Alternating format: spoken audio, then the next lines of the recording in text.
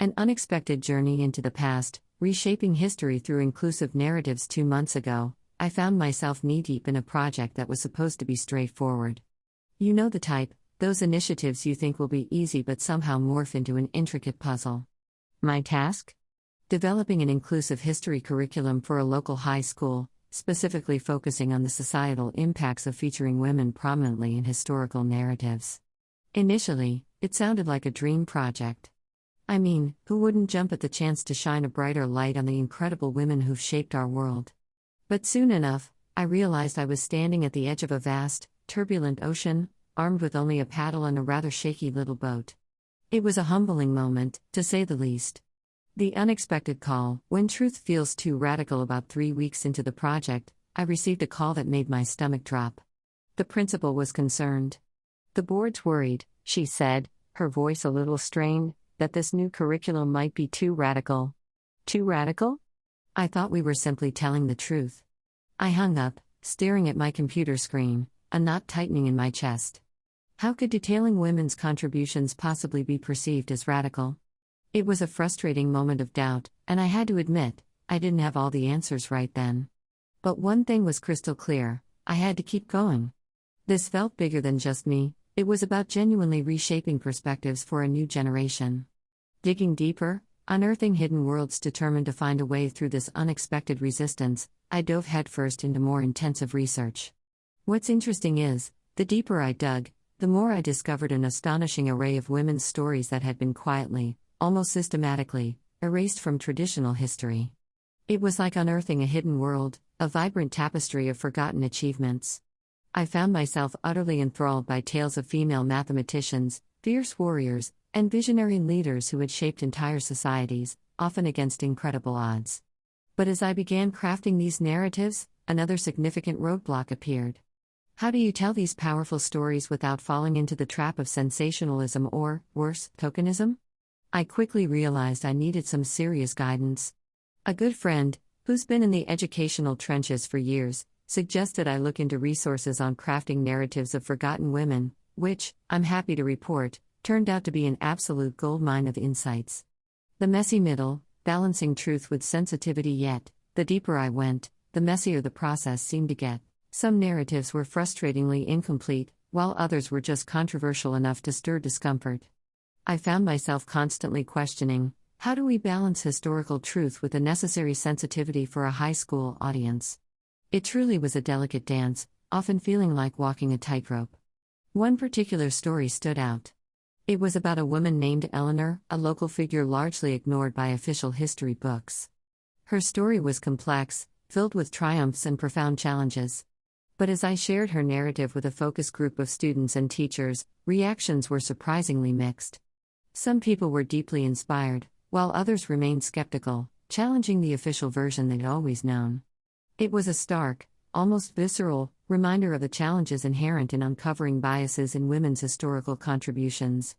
In fact, recent studies in 2024 to 2025 continue to highlight significant underrepresentation. A study examining 2024 social studies curricula and textbooks found that women's contributions in various domains are insufficiently represented, with male figures predominating numerically.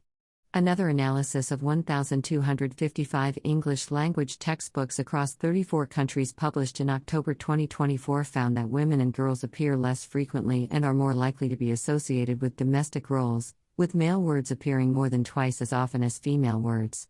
It's clear this isn't just an isolated issue. A turning point, the power of seeing oneself in history. Then came a breakthrough that truly shifted everything. During a particularly tense school board meeting, a student, seemingly out of nowhere, stood up and shared how learning about these previously untold women's stories had profoundly changed her perspective on history and her own potential. Her words were incredibly powerful, resonating with everyone in the room.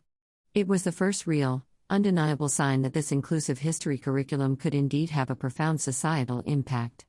Research published in June 2024 further supports this, indicating that incorporating diverse historical narratives can significantly increase student interest and foster a more inclusive learning environment. That day, I realized that the key wasn't just in finding the stories, but in how they were told. They needed to be delivered authentically, with empathy, and with a clear connection to the present. And despite all the challenges, the journey was absolutely worth it.